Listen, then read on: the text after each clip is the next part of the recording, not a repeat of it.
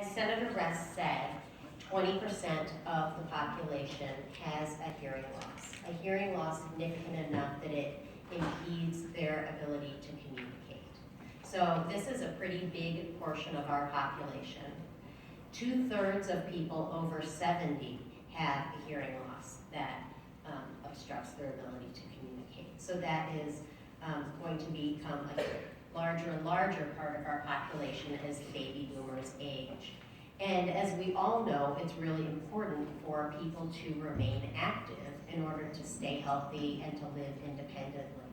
And so I think this is one small step that the state can take to invest in people staying active, particularly seniors and others with hearing loss.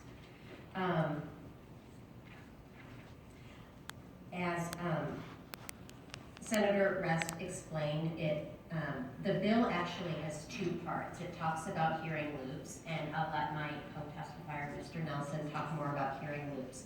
The other part of the bill is about acoustics.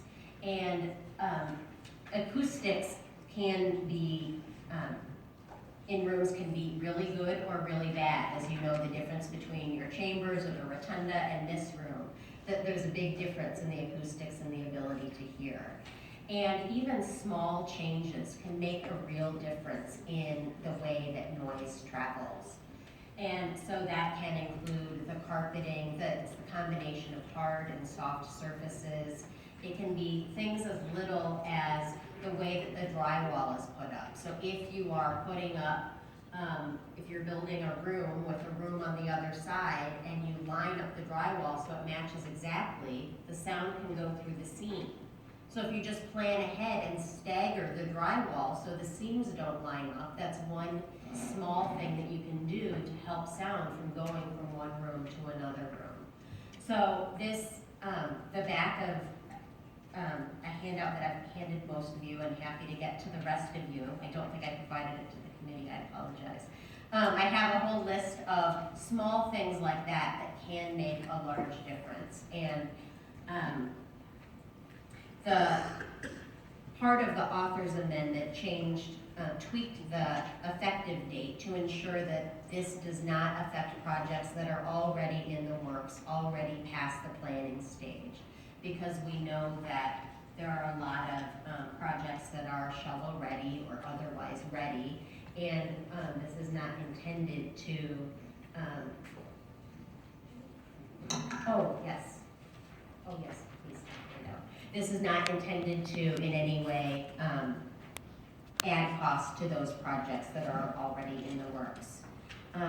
As Senator Rest mentioned, this bill was in front of the Senate last year, and I know I was in committees with several of you discussing it, and Senator Newman and I worked on the language quite a bit, and this reflects the language that we discussed last year. Senator Newman wanted to be sure the language did not set too high a bar for the requirement to be waived, and so it includes the same language that was looked at last year. Thank you, Ms. Fraser.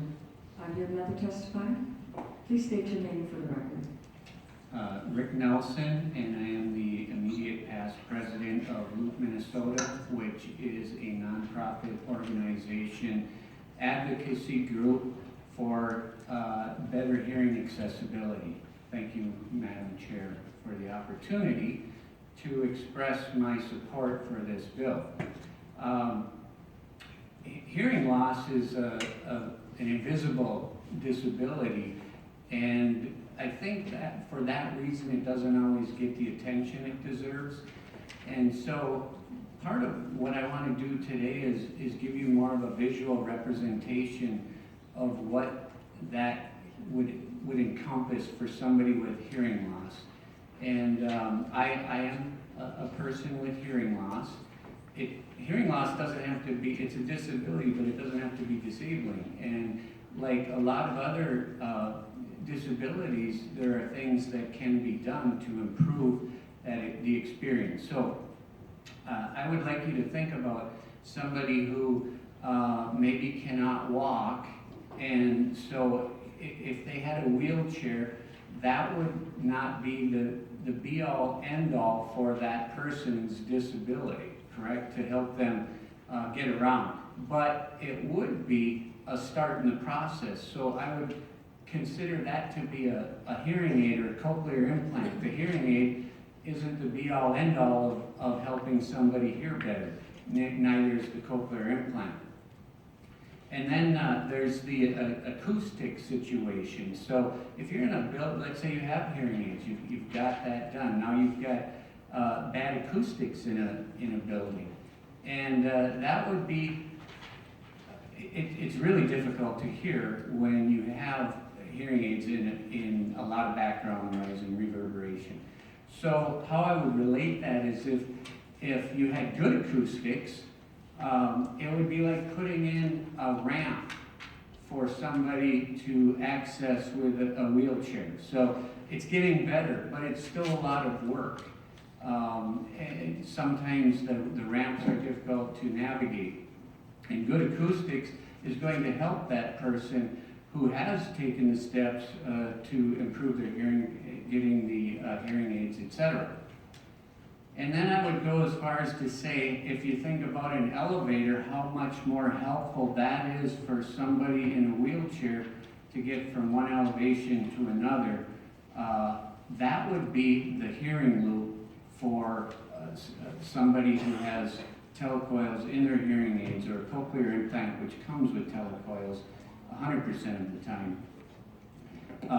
That's the equivalent that we're dealing with. And so I think if you can put that visualization of what you can see of a physical disability to what we experience with hearing loss, I hope that helps you understand why this bill is so important to us. And that would be the hard of hearing community. Thank you very much, Mr. Nelson. I appreciate that very much. Members, any questions? Madam I Chair. do have a couple questions. Hey, Madam Chair, if I could just say one thing.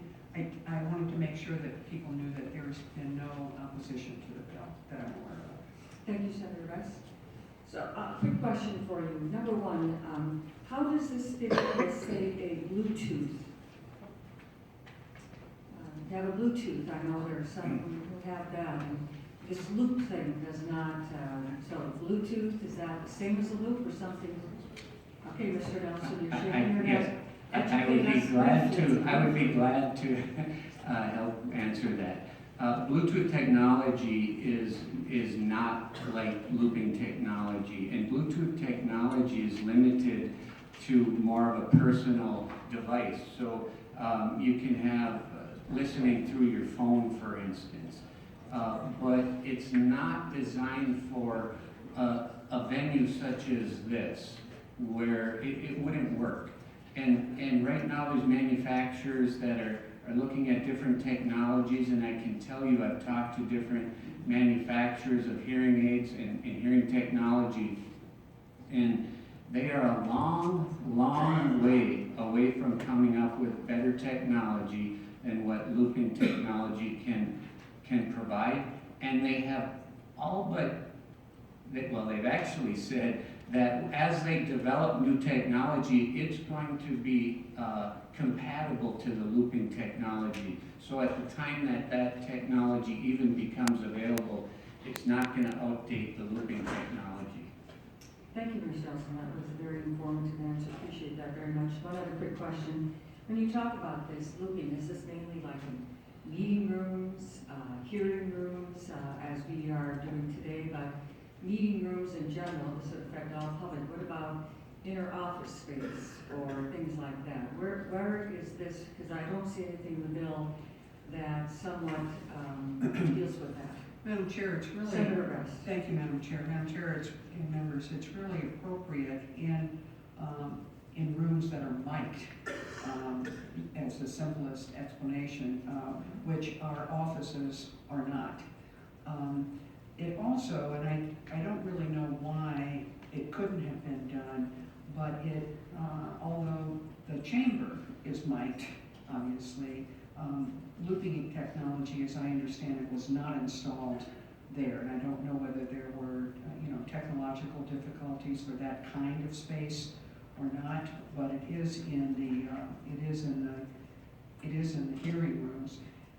When I presented the bill last year, we had an audio demonstration of the looping technology where we played a tape of of a hearing without the looping technology and what a deaf person or hard of hearing person would hear, and then the same thing with the looping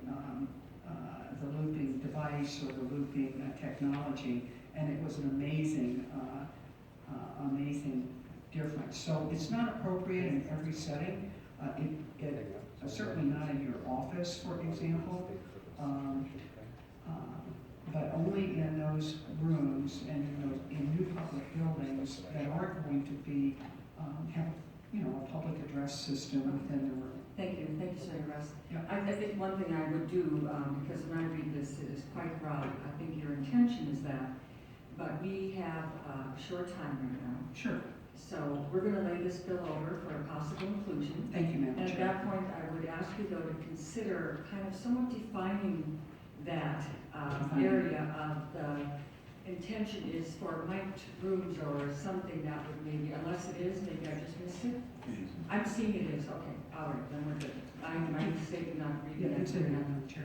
I appreciate your keeping it in the committee. All right, thank you very much. So, Senate File 161 is laid over for possible inclusion in the state government omnibus bill. Thank you. Thank you.